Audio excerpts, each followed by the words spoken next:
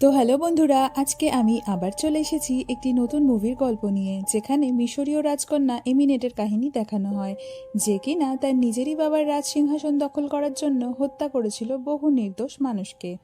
এরপর তাকে জ্যান্ত মমি বানিয়ে মাটির তলায় পুঁতে দেওয়া হয়েছিল। তো শুরু করছি আজকের গল্প। গল্পের শুরুতেই আমাদের 1127 সালের একটি দৃশ্য দেখানো হয়, যেখানে ইংল্যান্ডের এক যোদ্ধাকে একটি লাল রঙের রত্ন সহকারে মাটির তলায় কবর দেওয়া হচ্ছিল।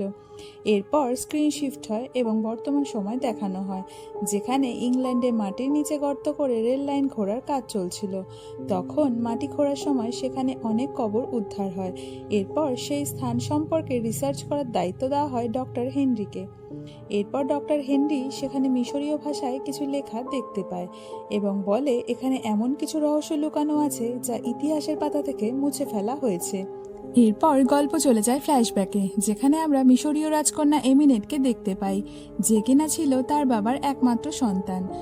তাই বাবার পরে ওই সিংহাসনের ওপর একমাত্র অধিকার ছিল তারই, এবং সে সেই সিংহাসন পাওয়ার যোগ্যও ছিল, কারণ রূপে গুণে সাহসিকতায় সব দিক থেকেই সে ছিল যোগ্যতম।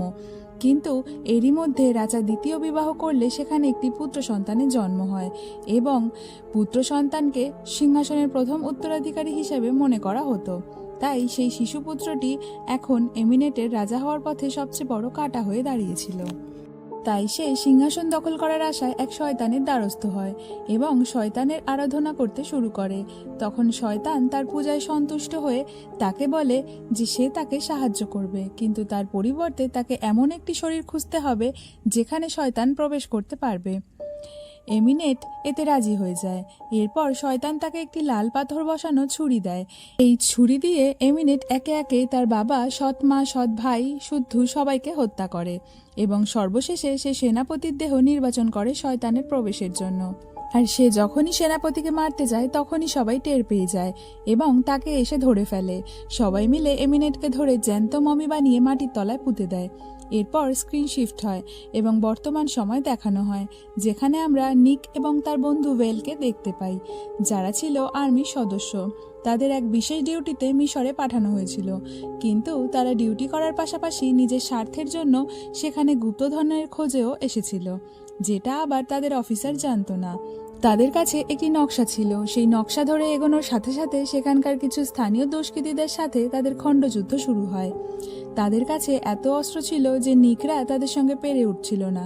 তাই তারা তাদের অফিসারকে খবর দেয় এবং খবর পাওয়ার সাথে সাথেই আমেরিকান আর্মিরা সেখানে এসে বিমানের সাহায্যে আক্রমণ করে। ফলে লোকাল দুষ্কৃতীরা সেখান থেকে পালিয়ে যায়। এর মধ্যে জেনিফার নামে এক আর্কিওলজিস্ট সেখানে আসে এবং নিককে একটা থাপ্পড় মারে, কারণ নিক তার সাথে মিথ্যে ভালোবাসার নাটক করে সেই নকশা চুরি করে এনেছিল। তাই জেনি তার কাছে এখন সেই নকশাটা ফেরত চায়। এরই মধ্যে তারা লক্ষ্য করে বিমান হামলার পর সেখানে একটা গুহার মতো বড় গর্ত সৃষ্টি হয়েছে। জেনি সেখানে গিয়ে রিসার্চ করতে চায়, কিন্তু জেনি সেখানে একা যাওয়া নিরাপদ নয়।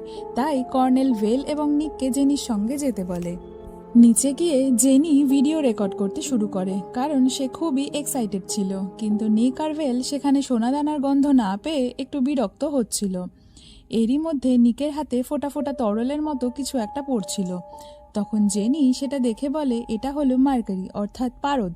প্রাচীনকালে বিশ্বাস করা হতো যে মার্কারির মাধ্যমে কোনো শয়তানি শক্তিকে দমন করা সম্ভব। মার্কারিগুলো বিন্দু বিন্দু হয়ে কোথাও একটা গিয়ে জমা হচ্ছিল। সেই পথ ধরে তারা এগিয়ে সামনে মার্কারি দিয়ে ঘেরা একটি পুকুর দেখতে পায়, যার চারিদিকে কিছু মূর্তি দাঁড় করানো ছিল। দেখে মনে হয় তারা যেন এই পুকুরটাকেই পাহারা দিচ্ছে। আর এই পুকুরের ঠিক মাঝ বরাবর কিছু দড়ি টান টান করে বাঁধা ছিল। এরপর নিক কৌতূহলবশত একটি দড়ি লক্ষ্য করে গুলি ছোড়ে, ফলে দড়িটা ছিঁড়ে যায় এবং সঙ্গে সঙ্গেই ওপর থেকে বড় বড় পাথরখণ্ড নিচে নেমে আসে এবং কুয়ার মধ্যে একটি বড় কফিন উপরে উঠে আসে। ঠিক সেই সময় মাটির ভেতর থেকে হাজার হাজার মাকড়সাও বাইরে বেরিয়ে আসে এবং তাদের ওপর আক্রমণ করে দেয়। একটি মাকড়সা তো ভেলের ঘাড়েও কামড়ে দেয়। ভেল রেগে চারিদিকে গুলি করতে শুরু করে। তখন নিক বলে যে ভয় পাওয়ার কিছু নেই, এগুলো জঙ্গলের সাধারণ মাকড়সা মাত্র। এর মধ্যেই নিক কফিনটার দিকে তাকালে তার হ্যালুসিনেশন হতে শুরু করে। সে দেখতে পায় মরুভূমির মধ্যে একটি মেয়ে হেঁটে যাচ্ছে এবং তার কাছে এসে তাকে বলছে, আমাকে মুক্ত করার জন্য ধন্যবাদ, আর এরপর থেকে তুমি শুধু আমার।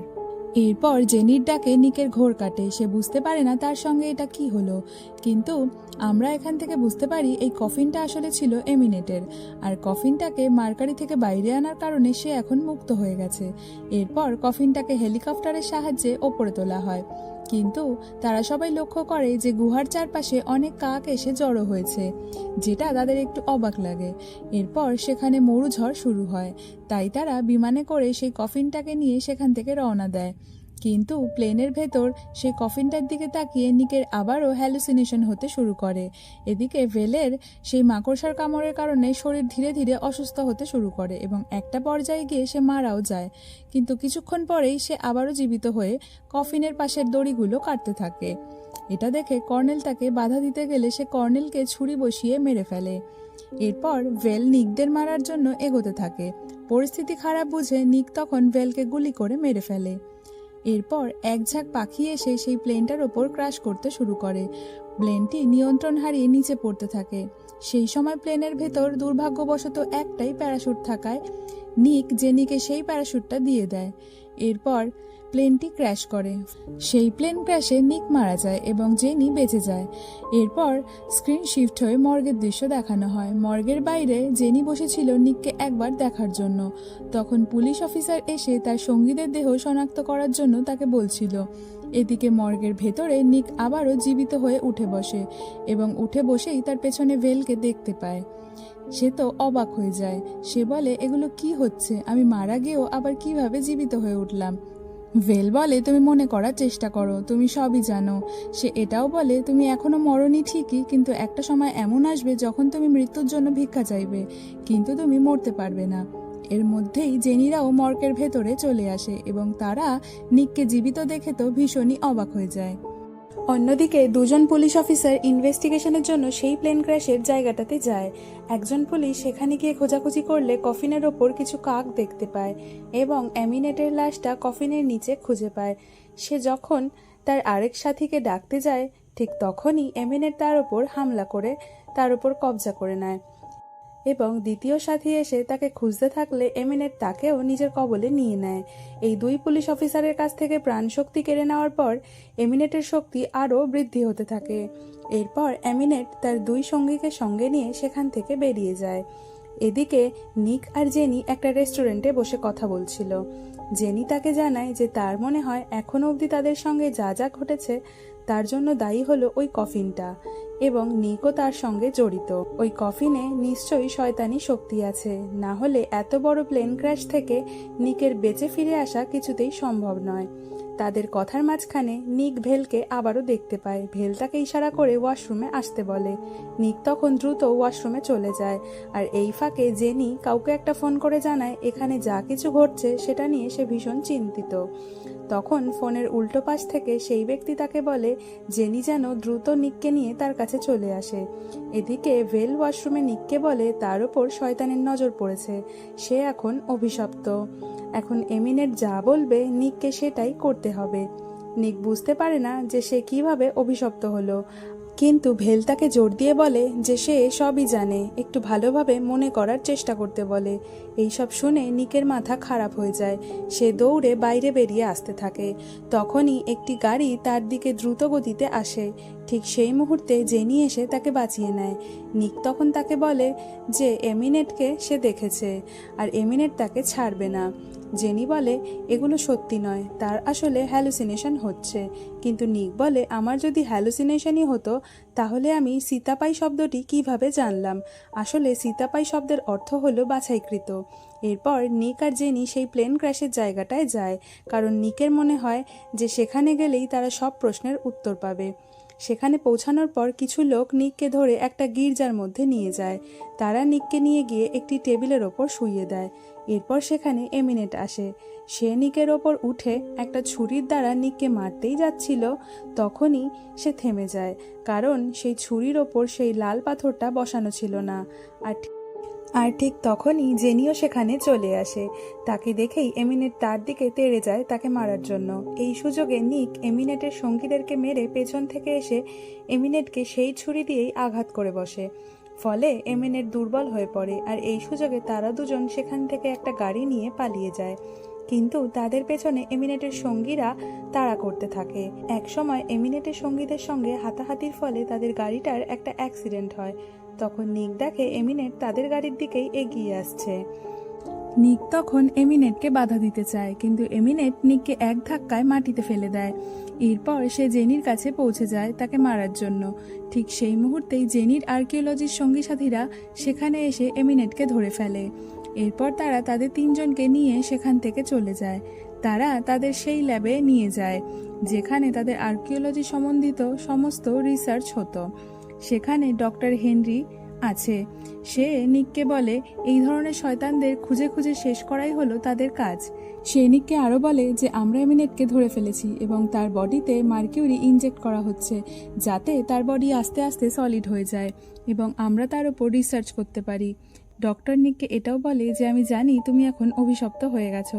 ঠিক সেই মুহূর্তেই এমিনেট আবারও নিকের ওপর কবজা করতে শুরু করে। এমিনেট তখন হ্যালুসিনেশনের মধ্যে নিককে বলে যে সে যদি শয়তানকে পৃথিবীতে আনতে এমিনেটকে সাহায্য করে তাহলে সে চিরকালের মতো অমর হয়ে যাবে আর তারপর আমরা দুজন মিলে পৃথিবীতে রাজত্ব করব। কিন্তু জেনি নিককে শয়তানকে সাহায্য করতে বারণ করে এবং তাকে মনে করিয়ে দেয় যে সে একটা ভালো মানুষ, তার এমিনেটের কথায় রাজি হয়ে যাওয়া মোটেই উচিত নয়। এরপর নিক ডক্টর হেনরির কাছে যায় এটা জানার জন্য যে কিভাবে এই অভিশাপ থেকে মুক্ত হওয়া যায়। হেনরি বলে একমাত্র নিকের মৃত্যুর সাথেই এই অভিশাপ খণ্ডিত হবে এবং তাও সেই লাল পাথর বসানো ছুরির মাধ্যমে নিককে মেরে ফেলা হলে তবেই এই অভিশাপ শেষ হবে। আসলে ডক্টর হেনরির প্ল্যান ছিল জেনির সাহায্যে বুঝিয়ে সুঝিয়ে নিককে মেরে ফেলা হবে এবং এইভাবেই সে দুনিয়াকে শয়তানের হাত থেকে বাঁচাবে। তাই সে নিককে তার প্রাণের মায়া ত্যাগ করতে বলে। এদিকে জেনি এসব জানতো না। সে সেটা জানার পরেই ডক্টর হেনরির কাছে আসে তাকে আটকানোর জন্য।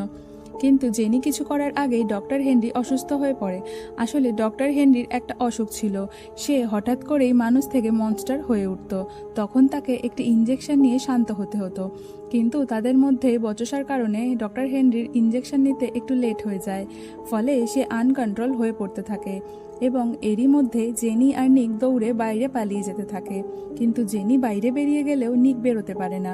নিক ভেতরে আটকে যায় এবং ডক্টর হেনরি নিকের ওপর হামলা করতে থাকে। ইতিমধ্যে গল্পের প্রথমে দেখানো কবরস্থান থেকে সেই লাল পাথরটি উদ্ধার হয়, যেটা আবার এখানে বসেই এমিনেট টের পেয়ে যায়। ফলে সেই পাথরটিকে নেওয়ার জন্য এমিনেট কিছু মন্ত্র উচ্চারণ করতে থাকে, যার ফলে মাটির তলা থেকে একটা মাকড়সা বেরিয়ে ডক্টর হেনরির একটি সাথীর কানে ঢুকে পড়ে এবং সে এমিনেটের গোলাম হয়ে যায়। এবার সে এমিনেটের বডিতে যে মার্কিউরি ইনজেক্ট করা হচ্ছিল তা বন্ধ করে দেয়। ফলে এমিনেট নিজেকে মুক্ত করে অন্যদের থেকে শক্তি সংগ্রহ করে আবার শক্তিশালী হয়ে ওঠে এবং সে সেই মণি পাওয়ার জন্য বেরিয়ে পড়ে। এদিকে ডক্টর হেনরি আর নিকের মধ্যে লড়াই হচ্ছিল। যখন নিক আর পারছিল না তখন সে সেই ইনজেকশন ডক্টর হেনরির গায়ে পুশ করে দেয়। ফলে ডক্টর হেনরির শক্তি কমে যায়। এদিকে জেনিও আবার নিকের কাছে ফিরে আসে। এবার তারা দুজন ঠিক করে যে তারা সেই লাল পাথরটা খুঁজবে এবং সেটাকে ভেঙে ফেলবে, কারণ মণিটা ভেঙে গেলে এমিনেট তার কার্যসিদ্ধি করতে পারবে না, যার ফলে সে অভিশাপও খণ্ডিত হয়ে যাবে। তাই তারা দুজনে সেখান থেকে বাইরে বেরিয়ে আসে। এসে দেখে এমিনেট এখন আগের তুলনায় অনেক গুণ বেশি শক্তিশালী হয়ে উঠেছে এবং সে বাইরের দুনিয়ায় কবজা করতে শুরু করেছে।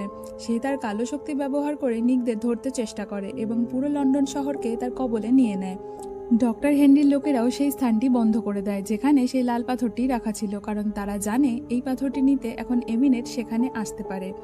এদিকে সেই তুফানের মধ্যে নিক আবারও তার বন্ধু ভেলকে দেখতে পায়, যে তাকে বলে তার সঙ্গে যেতে, কারণ সে জানে লাল পাথরটি কোথায় রাখা আছে। এরপর সে নিককে নিয়ে একটা টানেলের মধ্যে যায় এবং বলে আমার কাজ এখানেই শেষ, আমি তোমাকে এমিনেটকে দিয়ে দেব এবং আমি মুক্ত হয়ে যাব। এদিকে জেনিও তাদের পিছন পিছন ধাওয়া করতে করতে সেখানে আসে। অন্যদিকে এমিনেটও সেই কবরস্থানের মমিগুলোকে আবার জীবন্ত করে তোলে এবং তারা সেখানকার কর্মীদের উপর আক্রমণ করতে থাকে। অন্যদিকে এমিনেটের এক সাথী জেনির ওপর আক্রমণ করে। তখন নিক জেনিকে বাঁচিয়ে সেখান থেকে তারা দুজন পালাতে থাকে। আর অন্যদিকে এমিনেট সেই লাল পাথরটিকে খুঁজে পায় এবং সে সেটিকে ছুরির পেছনে লাগিয়ে নেয়। এক মমি নিকের ওপর আক্রমণ করে বসে এবং তারা সবাই মিলে জলে পড়ে যায়।